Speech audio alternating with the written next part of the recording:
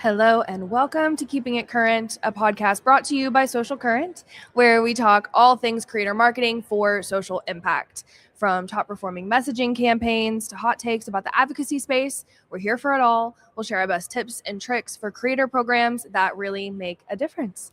Today's conversation is all about the labor movement and how we are turning online support into real wins for working people. I'm your host. My name is Sabrina Collins. I've spent the last 5 years working at the intersection of progressive politics and creator marketing, using social media for good, or trying to, helping nonprofits, unions, and organizations partner with creators in a way that actually reaches audiences where they are.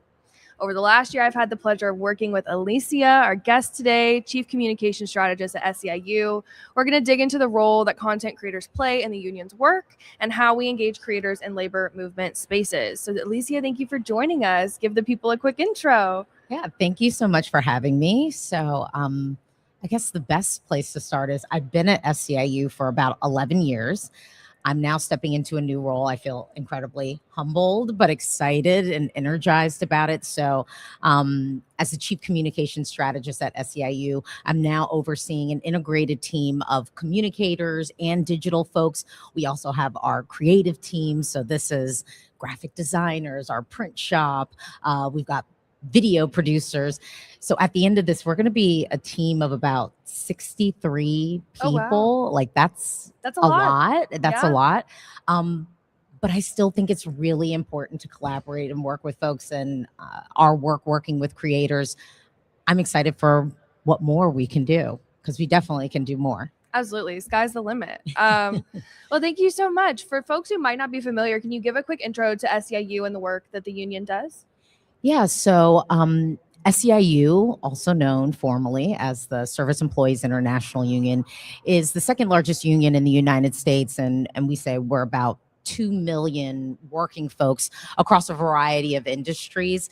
But we are the largest property services union. We are also the largest healthcare union in the United States. And I can't really talk about SEIU without also mentioning our work with Fight for a Union, formerly known as the Fight for 15, and essentially a movement of low-wage workers. I mean, this is a movement that actually won over $150 billion in raises for about 26 million workers nationwide. That's amazing. But being thoughtful about what that movement really meant, it's more than just about a dollar sign. It really was. And ultimately, it's about a fight for respect, dignity, racial justice, improved living conditions, and about the fundamental rights that all workers need to have.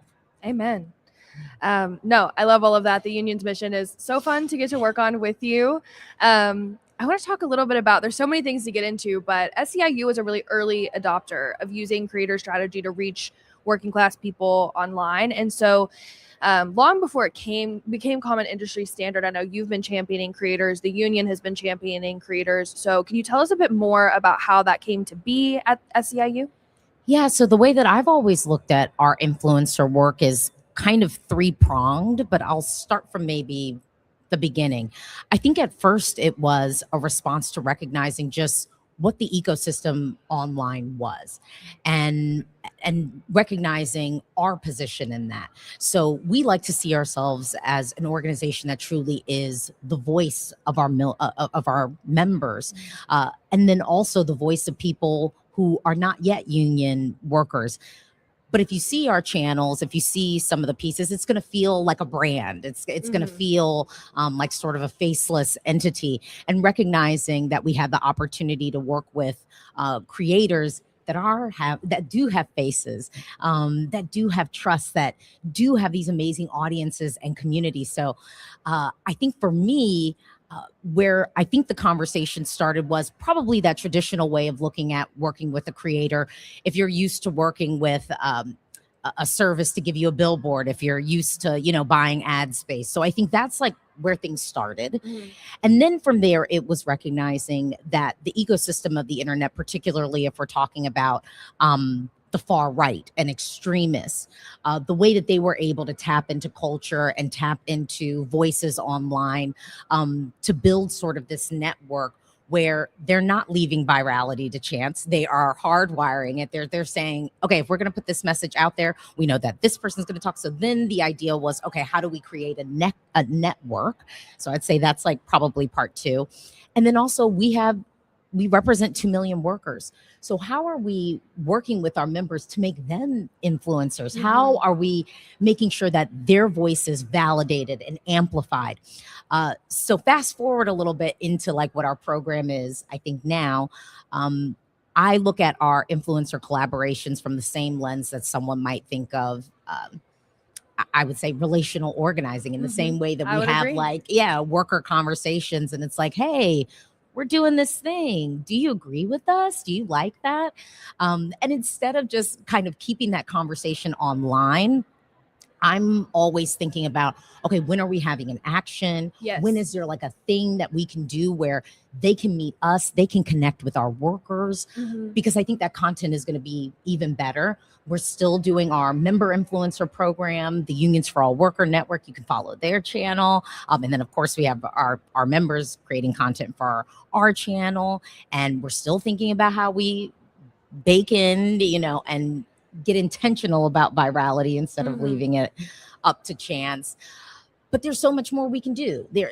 It's a lot. And I think because we have a member base that's so diverse, it gives us the opportunity to really connect with a variety of creators online.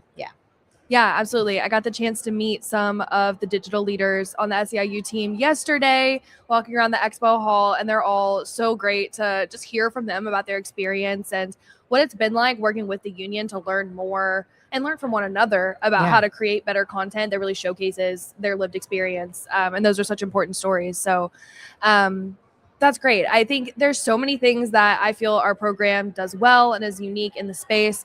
And I want to get into it all. I think thinking about long-term focus, how you all have started so early, there's really no off seasons on the front line for workers ever. Right. And so we talk about cycles, but obviously in the movement, that is not the timeline, the life cycle.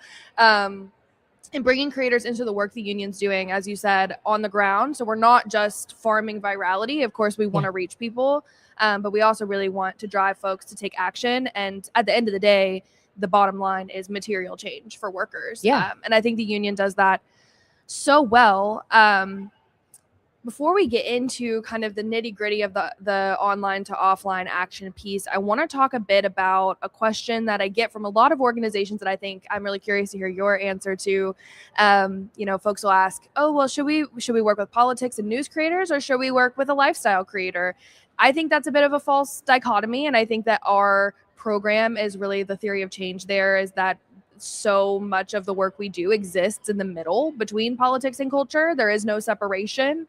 And so really curious to hear more about your thoughts of when do we work with a news first creator, and then when do we reach out to a reality TV star to reach a different audience, a different goal?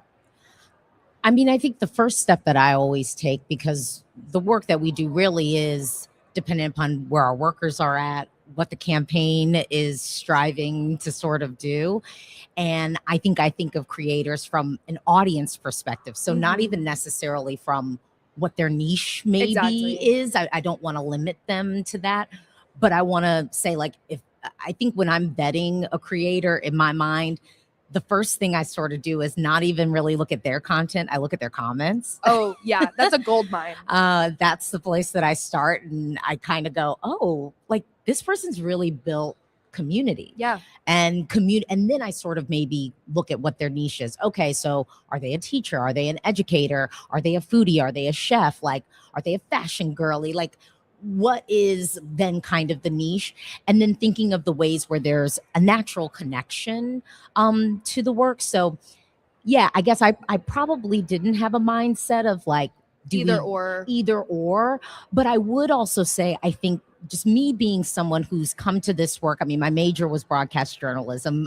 I went to school to learn to be a journalist. I will say along the way, I was like, okay, I don't want to do like I knew I like had enough like internships that I was like, I don't want to do news. So I went the radio route. That was my first, I would say, foray of great like podcast voice. Right, utilizing utilizing my degree was more for radio than news. But I think in the ecosystem now, a moment that maybe one of our traditional communicators would have said, hey, I really want to pitch this, to the Post, or I want to go sort of the legacy media route. Now I'm kind of in a place of like, the first thing I'm going to say to them is like, no, why don't we call Aaron Parnas? Like, Exactly. Exactly. Like we could reach out to Kevin. Like, let's Yeah. let's build on those relationships, because to be quite fair, like, we don't know if a story is placed in a legacy media source, how many people like saw it, or Yeah, if it the came data across that their you get feed. back from that is such a black box. Yeah, it's different. And I think some of the expectations even of our leadership are shifting, which is great.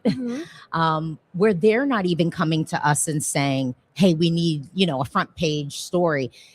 They're actually saying, like, who can we get online? Like, how can we get like the most people to hear about this win, to hear about this campaign before the win comes? Yeah, no, that's amazing. And I think, we see a lot of times exactly what you're describing around the legacy media piece. If it's actually the buzz that's generated online is what drives legacy media coverage now. It's really flipped in the model. And so, like I said, I think SEIU is a very early adopter and kind of flipping that mindset and taking advantage of the ecosystem in the space as it is now and not as it might have been 20 years ago. So yeah, and I have to maybe point in that my so some people know my hobby. If they Google me, they'll find this and be like, wait, what are we here for? How did you get here? So I covered the Eurovision Song Contest for about 10 years. Oh yeah. And so I know what it's like to build something online, and then you get the legacy media sort of to follow up with you. And so when I saw that kind of in my, I'd say, hobby, side project life, I was like, okay, I work at this organization. If I can do that just on my own, I can only imagine what we can do here. Yeah. No, that's so interesting. Yeah, I think especially as you're talking about content that actually moves people to take action, what we want to do for workers, we can't fully do on social media. Like there is an on the ground component, and SEIU is really leading that fight. And so would love to hear more about how you think about, we've sent creators to the AFL-CIO convention coming up this weekend, to the bus tour that you all did last summer, rallies in DC. So we'd really love to hear more about how you're thinking of not just partnering with creators to share a message, but to really bring them into movement spaces and turn what they're doing online into legit capital O organizing. Yeah, it's weird to ask me. It feels weird to answer this, because to me, I don't think I see it any other way. Exactly. I think I was like, okay, yeah, we find the creators that, we want to work with online, but it's also going to be the people that can be on the ground at an action. I think some people, let's be real, especially in the movement, have a little bit of protest fatigue, and do I need to show up at this action? What does this even do? Yeah. Does it make sense? Like, is it really bringing about change? But then you also have to think about the people who've never been to an action before, who've never been to a protest. And I can set up a live stream and give a sense of what that vibe is going to be. And I do try to do that. But I think it's different if you see, the person you wake up with that does the get ready with me in the morning saying, hey, get ready with me because today I'm going to an action. Yeah. And to hear from someone that they already feel connected to, they might be more inclined or feel like, oh, maybe this isn't as daunting, it's not as scary as I thought. It's approachable. Yeah. And so I think on one side it is meeting that audience that isn't in our movement. And then I would say for the folks that are in the movement, there's going to be differing like perspectives on what makes sense. And I think sometimes institutions don't do the best job of giving the why, or even presenting how easy the what or how is. And so when you work with the creator, and you know me, I'm not verbatim with my briefs. I probably could put more information into those documents, but I really try to just give the gist of the campaign.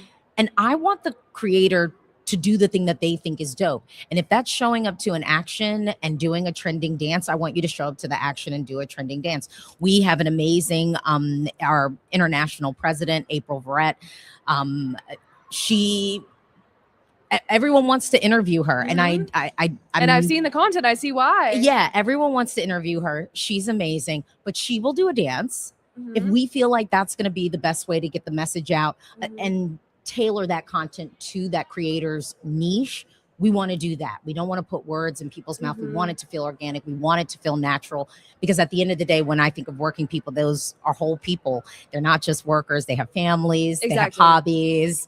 They do things for fun. They scroll on their phones. Some of them game. So, yeah. Yeah, and that goes back to the line between politics and culture. And I get a lot of questions that treat that as two separate things. And I think SEIU does a really great job of living in that middle space of taking a politics first approach when that makes sense. And we're working with Aaron Parnas, and he's great. But then other times, like you said, when we've got a trending dance, and that might not be his MO, you know? Yeah, sometimes we have to dance. There's joy in our movement, and we want to reflect that in all the content that we create. 100%.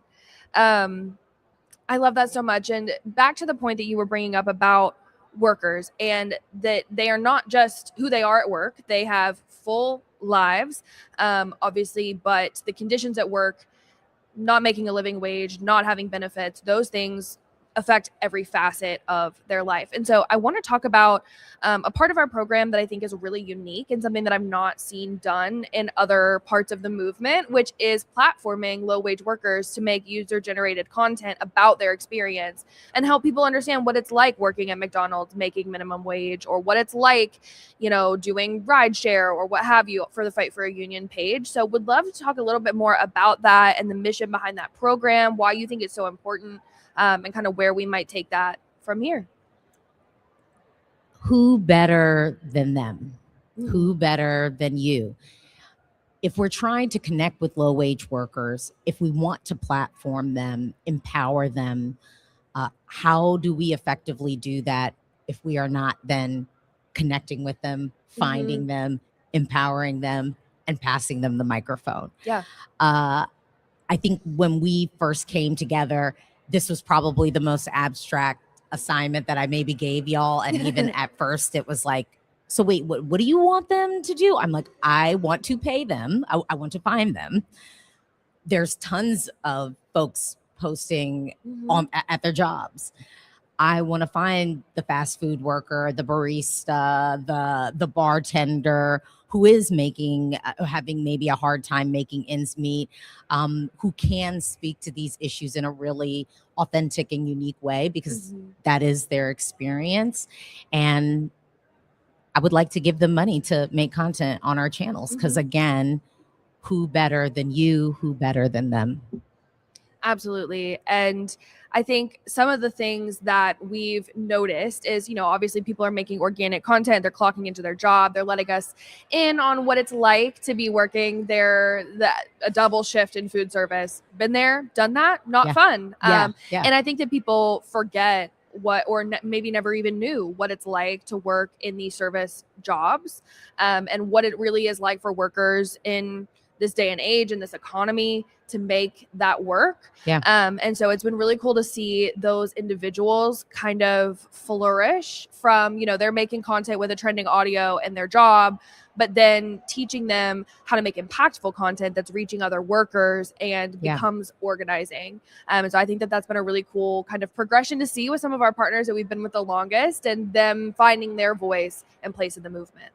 Yeah, I mean, I think it's an awesome program, and to me it's not just a program. Like, it really is tied to the real world organizing we're doing. And look, like, I've worked at a lot of different advocacy organizations, and I knew I wanted to come to labor. And one of the things I love about it is how we so tangibly change people's lives. I have met the members who have been longtime union workers who, when they first started, maybe they single mom, had a child, and then like we're having this conversation now, and it's like my baby is going to college and I'm not freaking out. Yeah. And sometimes it's even smaller than that. It's just meeting with a worker who maybe wasn't a full member 5 years ago, and then they're planning for their summer vacation because they can. Yeah.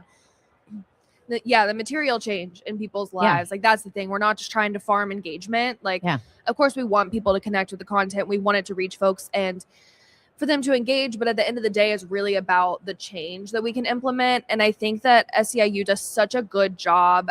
It's a rough time, like obviously, and especially for the workers that SEIU represents. I think that you all do such a good job at naming the really brutal reality that we're up against while also not ceding any ground to nihilism or despair, like really motivating people and getting them to show up for the fight. And so I would love to hear more from you about how SEIU strikes that balance of naming what we're up against, naming the villains. I mean, fascists and bosses want us disempowered. They want us to not show up. And I think SEIU's messaging is, across your channels, just such a motivator and hope core in this time. So I would love to hear more about how you all are thinking about striking that balance. So to me, it is, yes, naming the villain, because we have to be honest about what we're up against. I think it's also naming race and being explicit about it, and naming the systemic pieces that keep us divided and want to sort of poison our communities. Yeah. And then I think the other piece is, I think we're getting better at it, but I will make a blanket statement. For the most part, I think within progressive spaces, I think even in the labor movement, we've not always done a good job of declaring our wins. Yeah. And I also think sometimes people will qualify the wins, and that qualification is like, oh, well, it's just like a unit of 200 people. A unit of 200 people joining a labor union, when, I mean, the density of people in labor unions has been getting lower and lower. That's a huge thing. Like, that is hope. And we're not going to get to the big units if we're not celebrating the small ones too. So I think it is that balance of celebrating the wins. I also think too, it can be really hard if you're just looking at our movement from maybe an electoral, looking at the Hill kind of lens. That's not the only things that are happening. And that's not the only way to win for working people in this moment. And I think that is the responsibility of labor. And I take that very seriously. And I think we've seen the difference that has made. And I've told folks actually at Netroots, this was Netroots when we were in Pittsburgh. So this was like one of the first ones, like after. I think that was my first Netroots. Okay, yeah, like after the pandemic. So I think first time we were kind of like back in person, and I was sitting in the labor caucus, and I remember saying to folks, I'm like, at SEIU, like, a worker win is a worker win. I don't think we just celebrate the ones that are SEIU wins. Period. A worker win is a worker win, and we win for everybody. Yeah, and we have to celebrate those moments. And again, I think that gives a little bit of hope. No, we don't want to be tone deaf. Like, we're aware of what's happening in the world, but there is a balance to that. And workers are still winning, even in this politically divisive time. Yeah, exactly. And I mean, anecdotally, I see when there's messaging that's just talking about the midterms and, oh, well, we just need to vote. And it's like, we need to vote, and we need to be supporting our unions. We need to be celebrating those wins that are hard fought and are going under the radar. That's the everyday work of democracy. Yeah. I mean, you see it in the comment section when the messaging is, well, we need to get out and vote in November. It's like, okay, but what are we doing now? Because fascism, I can't say it today. What is up? Look, it's warm outside. It is. Oh my goodness. But yeah, I mean, it's here, right? But we are fighting back every day, and every day more workers are coming together in their union, and it's been really cool to see. And we talk a lot about how obviously union membership has declined, has been very concerted attacks on unions. And so to see the way that the union wins are being celebrated, and the relationships that you all have built with creators who are organically now uplifting the work you all are doing and staying up to date on the work you all are doing, even when there's not an immediate paid collaboration opportunity, takes it really from that transactional one-off advertising there's a fly all up in my space. But taking that and really changing it into a long-term relationship where folks are in it with the union for the long haul.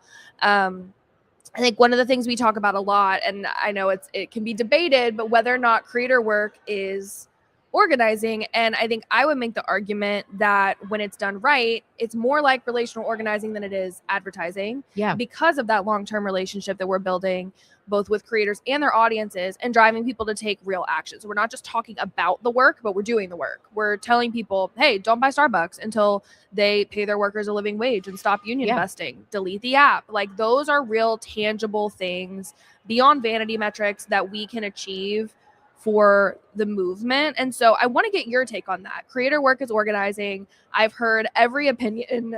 Yes, no, maybe so. Creator work is absolutely organizing. It's a different way of looking at it, and there's a lot of new things that folks have to adopt and accept as our new reality.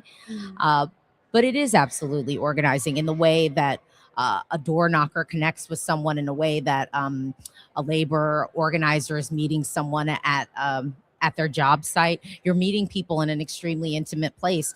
I've oftentimes talked about even just the organic content that we want to create online, and saying you are competing with people's dogs, with their cousins, with their parents. Like you're showing up in the same place, the same feed, in the same feed of people that they know and trust, and that's a lot of responsibility.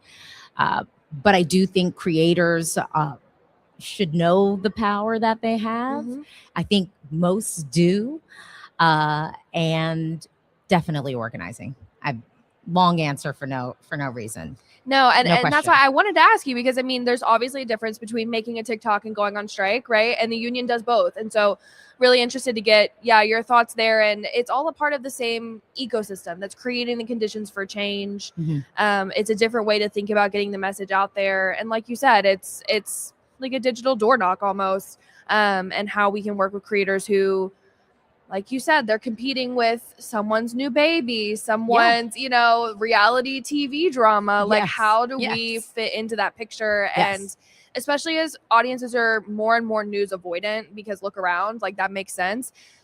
Capturing their attention in a way that doesn't make them immediately want to scroll and actually makes them want to tap in and get involved, I think is such a special and interesting use case for the apps that take up so much of our lives, for better or worse. Yeah, and I also want to kind of go back a little bit to that naming the villains piece. I think now what's different in some of our organizing is the villains are folks people know. So if we're talking about corporate greed, corporate accountability, we're now sort of holding companies accountable, and we're calling out greedy CEOs that people know.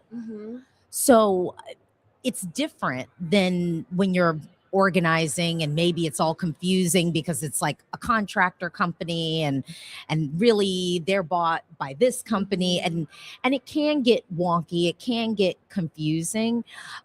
But I think unfortunately in today's times it's so clear who the villains are. And if you're a casual person, like looking in your feed and you're seeing Jeff Bezos, this dude who had to go through the back door at the Met, the same Met that he bought this year. If you're seeing that guy and then knowing what he's doing to his workers, like that's different. It's going to resonate with someone in middle America differently. Absolutely. Just want to name that.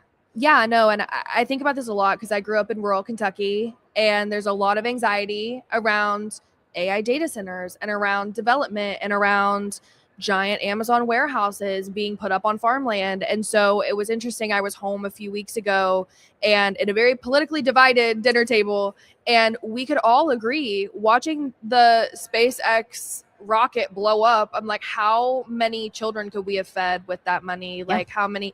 And what was so interesting is it's not, it's a group of people that often disagree politically, but we all were on the same page about, I don't want to see a massive data center. I don't want to see a massive Amazon warehouse in our communities. And so there's an inroad there with people who, we might assume are not with us, but I think that is changing the game, like you said, because we're seeing they're playing in our faces, the wealth inequality, and you see the wages that people are making and the cost of a Starbucks beverage versus what they're paying their workers. Come on. Like, I think that's a key difference that at least I'm seeing in the age of development and progress at what cost. The contrasts are really clear. And I do think it's the responsibility that we all have to be very clear about what those contrasts are. And it's not a conversation of policy. It's not. This is a conversation of the experiences that working folks are actually going to have. Now, we do have elections coming up. And, of course, I want to be clear. We do need to vote. This attitude of, I don't really do politics. Okay, if you don't play the game will play you. And I think people are feeling that. Yeah. And I don't say that in a way that doesn't give grace. Yeah, of course. I don't. And I don't actually have that stance. We have to talk to everybody. 100%. But we can talk to everyone in an effective way when we are keeping it about the facts, the real consequences, the true contrast of what people said that they were going to do, what they are actually doing, and what people are actually experiencing. And the opportunities to change that, because, I think doing more work in the labor space with you and others, like the uplifting the work that's being done that is not celebrated, as you said. I mean, it can be, it should be, but we're not hearing about each and every store that's unionizing or, workers are coming together to fight for a new contract. And like, that is so important for people to know that, yes, the contrast is real. Yes, people are experiencing really hard times in this economy, and that is on purpose. And we are doing something about it. Workers are doing something about it. And everyone has an opportunity to get involved, no matter where they are, who they voted for in the past, like, et cetera. It is a movement for everybody. And I think that is that's where this space needs to go. And recognizing, I'm coming here from sort of a labor place, and I have to grapple with the reality that labor wasn't always for everyone. And maybe it still feels that way for some folks. But I feel really proud to be at an organization that I don't think carries that and recognizes the responsibility that we have to be truly an inclusive movement, where it's like, yeah, a worker win is a worker win, a worker fight is a worker fight. And we have to be united as a movement to recognize where we came from and do the intentional work to change, so then we can all win for where we're trying to go. And it really is about fighting for the future that we all want to have. Yeah. And I mean, I think it gets back to the topic that we've been talking about of just trying to keep people out of despair, but reminding us that everything is on the table. Everything is possible. We are seeing changes happen in front of our eyes that were unthinkable, even when I started my career in politics not too long ago. And yeah, I mean, the way that worker power and a worker forward message has really become the topic of conversation. Like I said, this is my 5th Netroots.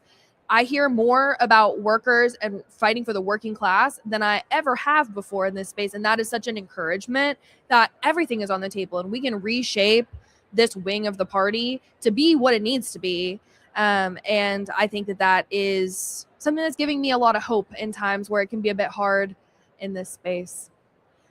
Yeah, you take it as hope. I take it as hope, but also a little bit of responsibility. 100%. It's both. Because we do have to harness this moment where we are seeing increasing class consciousness. We are seeing people very aware of what greedy CEOs and what these corporations are doing, how it is affecting our political system, not just affecting our pockets and our savings and really our sense of opportunity. So yeah, responsibility is also what I feel, because if we don't really take advantage of this moment to like win for folks, then we're not doing our part. Yeah, if we're not going to do it, who is? Yeah. Right? Yeah, everybody's got their part to play. Awesome. Well, to close us out, I want to ask you a few quick hot takes. Ooh. We've worked together for so long. I always love a hot take from Alicia. But I think that these are not too hard. So what is something that you see organizations in this space get wrong about working with creators?